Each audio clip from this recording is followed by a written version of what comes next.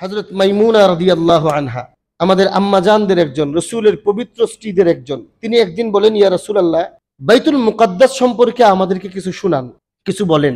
তখন নবী করিম আলাইহিস সালাতু ওয়াস সালাম লম্বা আলোচনা করছেন, অনেক বাইতুল মুকাদ্দাস এবং তার আশপাশ, আরজে ফিলিস্তিন, শাম, সিরিয়া অঞ্চল বিস্তারিত আলোচনা করছেন।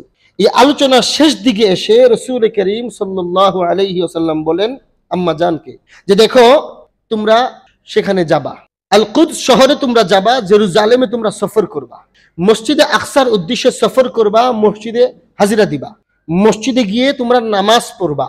একান্ত যদি তোমাদের কখনো পরিস্থিতিটা এমন হয়ে যায় যে তোমরা সশরীরে আল কুদস শহরে যেতে পারতেছো না, বাইতুল মাকদিসে সশরীরে গিয়ে নামাজ পড়তে পারতেছো না, অন্তত যেখানে আছো তোমরা ওই জায়গায় থেকে মসজিদে আকসায়, বাইতুল মাকদিসে যে সমস্ত বাতি জ্বালানো হবে, ওই বাতি জ্বালাইতে যে তেল ব্যবহার করতে হয়, ওই তেল অথবা তেলের খরচ তুমি যেখানে আছো সেখান থেকে পাঠাও।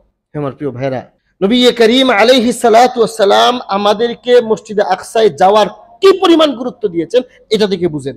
যাও তোমরা সেখানে, নামাজ পড়ো সেখানে গিয়ে, অন্তত যেতে না পারলে যেখানে আছো সেখান থেকে মসজিদে প্রজ্বলিত বাতির তেল সরবরাহ করো অথবা তেলের অর্থ সরবরাহ করো। হ্যাঁ আমার প্রিয় ভাইরা, এই হাদিসগুলো থেকে কি পরিমাণ গুরুত্ব বোঝা যায়, সেই পরিমাণ মসজিদে আকসার প্রতি আবেগ এবং গুরুত্ব কি আমাদের আছে?